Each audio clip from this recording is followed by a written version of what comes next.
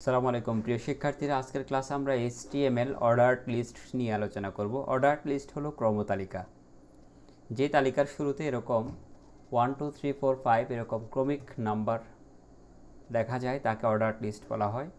অথবা কোনো একটি তালিকার অর্ডার্ড লিস্ট হতে পারে ক্রমিক নাম্বারগুলো রোমান সংখ্যা 1 2 3 4 5, অথবা কোনো একটি অর্ডার্ড লিস্টের ক্রমগুলো হতে পারে ABCDE, এরকম বর্ণভিত্তিক তালিকা বা অঙ্কভিত্তিক তালিকা হতে পারে, alphabetic list or numbered list.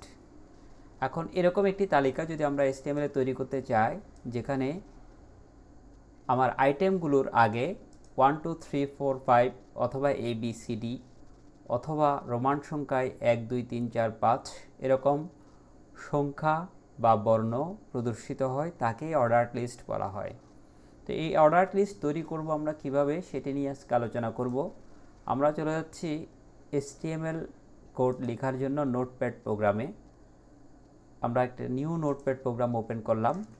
এখানে আমরা HTML এর কোড লেখার জন্য গুটি কয়েক ট্যাগের প্রতীক আগেই দিয়ে রাখছি, যেন বারবার আমাদের এই ট্যাগের প্রতীকগুলো দিতে না হয়।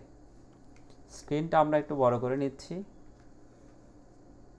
এখানে শুরুতে আমরা গিয়ে সবার আগের ট্যাগ আমরা জানি HTML প্রথম ট্যাগ, এরপর বডি ট্যাগের অধীনে আমরা পুরো ডকুমেন্টটাকে লিখব। বডি ট্যাগ লিখেছি। এবার আমরা যদি উপরে একটি হেডিং দিতে চাই যে অর্ডার্ড লিস্ট, তখন হেডিং ট্যাগ হিসেবে আমরা H1 থেকে H6 পর্যন্ত যে কোনো একটি ব্যবহার করতে পারবো। এখানে আমরা H3 লিখেছি মাঝখান বরাবর। এখানে আমরা অর্ডার্ড লিস্ট কথাটি লিখে দিচ্ছি, যেন জাস্ট আমার লিস্টের আগে অর্ডার্ড লিস্ট কথাটি প্রদর্শিত হয়। এবার আমরা অর্ডার্ড লিস্টের জন্য যে ট্যাগের ব্যবহার শিখব সেটি হলো OL, O for ordered, L for list, ordered list. আরেকটি বিষয় খেয়াল রাখতে হবে, আমরা অ্যাট্রিবিউট শিখেছিলাম ইন্ট্রো ক্লাস 4-এ, ইন্ট্রো 5 আজকে, ইন্ট্রোডাক্টরি ক্লাস 5। আজকের ক্লাস আমরা অর্ডার্ড লিস্টের মধ্যেও আমরা অ্যাট্রিবিউটের প্র্যাকটিস করব।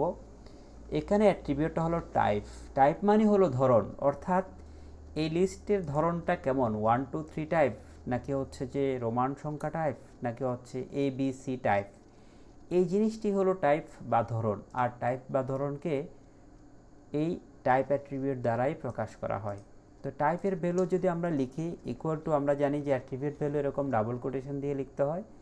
টাইপের ভ্যালু যদি আমরা 1 লিখি, তখন ওই লিস্টের আগে 1 2 3 আসবে। এখন প্রথম আইটেম, লিস্টের যে আইটেমগুলো আছে সেগুলোকে লেখার জন্য আরেকটি ট্যাগ ব্যবহার করে, সেই ট্যাগটা হলো LI, L for list, I for item. আমাদের লিস্টে যে আইটেমগুলো ছিল প্রথম লিস্টে, আমরা দেখে আসি যে এখানে মোবাইল ব্র্যান্ড নেম হিসেবে Xiaomi, Samsung, Realme, OnePlus, Apple, এই 5টি আইটেমের নাম ছিল। এই 5টি আইটেমকে মূলত লিস্ট আইটেম বলা হয়। লিস্ট আইটেমকে LI ট্যাগ দ্বারা প্রকাশ করা হয়। এখন আমরা এখান থেকে শাওমি এই কথাটি কপি করে নিয়ে যাচ্ছি আমাদের ট্যাগে, এখানে আমরা পেস্ট করে দিলাম প্রথম আইটেম। এরপরে আমরা দ্বিতীয় আইটেম যেটা স্যামসাং ছিল, আমরা বানান সুবিধা তাড়াতাড়ি লেখার সুবিধার্থে আমরা জাস্ট এখানে টাইপ করে দিচ্ছি। একটা ভুল হয়েছে, আমরা এখানে প্রথমে ব্র্যান্ড নেমটা এভাবে কপি করে আমরা কোন ট্যাগ ক্লোজ করে দেব, LI। প্রত্যেকটি ট্যাগ শুরু এবং শেষ এই দুটো অংশ থাকে ট্যাগের। যে সমস্ত ট্যাগে ওপেনিং ট্যাগ এবং ক্লোজিং ট্যাগ থাকে, সেখানে এই প্রথম ট্যাগটাকে ওপেনিং ট্যাগ এবং শেষের ট্যাগটিকে আমরা ক্লোজিং ট্যাগ বলি। একটি আইটেম লিখেছি। সেকেন্ড আইটেম, সাপোজ আমরা শাওমিকে সেকেন্ড আইটেম হিসেবে লিখব, তাহলে এখানে LI ট্যাগ আবার আনবো। এই ট্যাগের মাঝখানে আমরা ট্যাগের বিষয়বস্তুটা লিখে দিই, শেষে আবার LI দিয়ে ট্যাগ ক্লোজ করে দিই। এরপর তৃতীয় ট্যাগ আবার আমরা LI লিখব এখানে। এবার আমরা এখান থেকে আরও একটি আইটেম কপি করে নিয়ে যাচ্ছি, সাপোজ কপি রিয়েলমি। এই আইটেমটা আমরা এখানে আমাদের লিস্টে আমরা অন্তর্ভুক্ত করেছি, ক্লোজ করে দিচ্ছি LI ট্যাগ। আমি যদি আর কোনো আইটেম না অ্যাড করতে চাই আমার লিস্টে, আমি এগুলো কেটে দিচ্ছি। কেটে দিয়ে এবার আমরা জানি যে ট্যাগগুলো ক্লোজ করে দিতে হবে। আনক্লোজ ট্যাগ হলো অর্ডার্ড লিস্ট OL, এরপরে বডি ট্যাগ, সবশেষে HTML। তাহলে এখানে BODY বডি ট্যাগ ক্লোজ করব এবং সব শেষে আমরা HTML ট্যাগ ক্লোজ করি। আমরা ক্লোজ করে দিয়েছি। এখন এই ফাইলটি আমরা O1 অর্ডার লিস্ট বুঝাচ্ছি .html এই নামে আমরা সেভ করব। OL01 অর্ডার লিস্ট 1 .html আমরা জানি যে .html দিয়ে সেভ করতে হয়। সেভ করলাম আমরা। তাহলে আমরা একটু রিভাইজ করে কি লিখেছি, আমি অর্ডার লিস্ট তৈরি করব। শুরুতে আমরা বডি HTML এবং বডি ট্যাগ লিখব।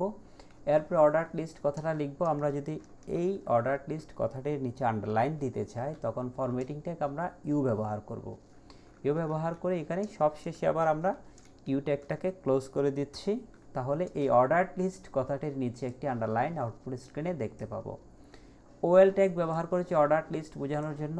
আর এই লিস্টের প্রত্যেকটি আইটেমের নিচে যেন 1 2 3 4 5 এরকম নিউমেরিক বা নাম্বার আসে, সেজন্য আমরা টাইপ ইকুয়াল টু 1 লিখেছি। তোমরা ধৈর্য ধরে এই ক্লাসটা শেষ পর্যন্ত দেখবে, তাহলে আশা করি তোমরা অর্ডার লিস্ট ভালোভাবে বুঝতে পারবে। আমরা আমাদের ফলাফল দেখার জন্য ol1.html নামটি ফাইলটি খুঁজে বের করব ডেস্কটপ থেকে। আমরা এখানে সেভ করেছি HTML কোডিং। এখানে আমরা দেখতো O1 নামে একটা ফাইল আমরা দেখতে পাচ্ছি, O1.html। এই যে আমাদের লিস্টটি চলে আসলো।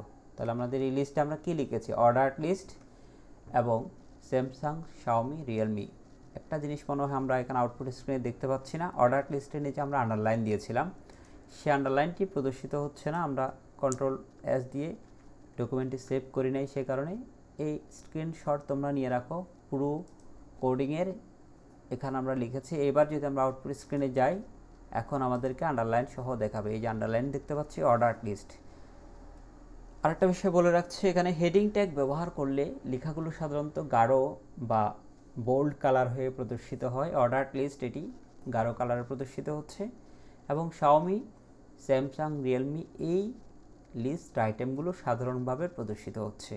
তাহলে লিস্ট আইটেম বলা হয় শাওমি, রিয়েলমি, স্যামসাং, এগুলোকে লিস্ট আইটেম বলা হয়। এই লিস্ট আইটেমগুলোর আগে আমরা যদি 1 2 3 এ ধরনের ক্রমিক দিতে চাই, তখন আমরা এখানে কি লিখব, টাইপ ইকুয়াল টু 1 লিখব। আমি জাস্ট টাইপ পরিবর্তন করে তোমাদেরকে এই লিস্টটি চেঞ্জ করে দেখাচ্ছি।